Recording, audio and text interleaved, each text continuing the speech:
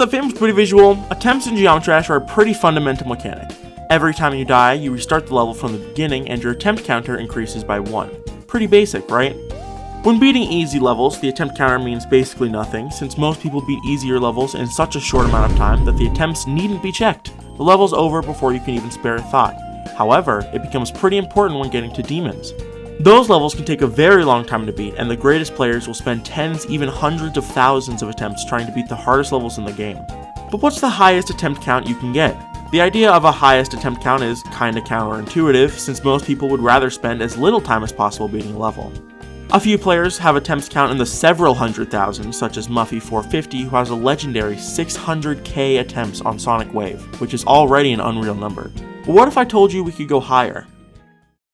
5 or so years ago, a YouTuber named SD Slayer made a video called Finger Dash at the Integer Limit and Back, where he demonstrated that, if you were to reach an insanely high number of attempts, a few interesting things would happen. Namely, that at a certain point, the attempt counter would actually go into the negatives, and then count back up to 0. This special number is 2,147,483,647, which is the 32-bit integer limit, or basically the highest number that Geometry Dash attempts can count to. At this point, the attempt counter reaches the highest number that Geometry Dash can calculate, and once you die again, the game incorrectly states that you're on attempt negative 2,147,483,648. That doesn't seem quite right. What's taking place here is called an integer overflow. Attempts in Geometry Dash use a signed 32-bit integer to store attempts, meaning that it has a range of negative 2,147,483,648 to 2,147,483,647. Because this number has no cap on it, as soon as it reaches this number, it will jump all the way back to its minimal representable value and continue counting up. This is all fine and good, but the first time I saw this video, I wanted to know if this was at all possible to do. Could we actually reach the integer limit and then wrap back to 0 attempts? So let's try it. Consider a setup like this, a triple spike at the very beginning of a level. Nothing glamorous, but simple enough that you will die at the exact frame you begin your attempt. This is the fastest setup for dying we can achieve without hacking. Okay, this might take a while. Every attempt from frame 1 of a new attempt to the frame before the next one is exactly 1 second long, or 60 frames in our case. With this in mind, we can make calculations that it would take 4,294,967,295 seconds before the counter overflows and comes back to 0.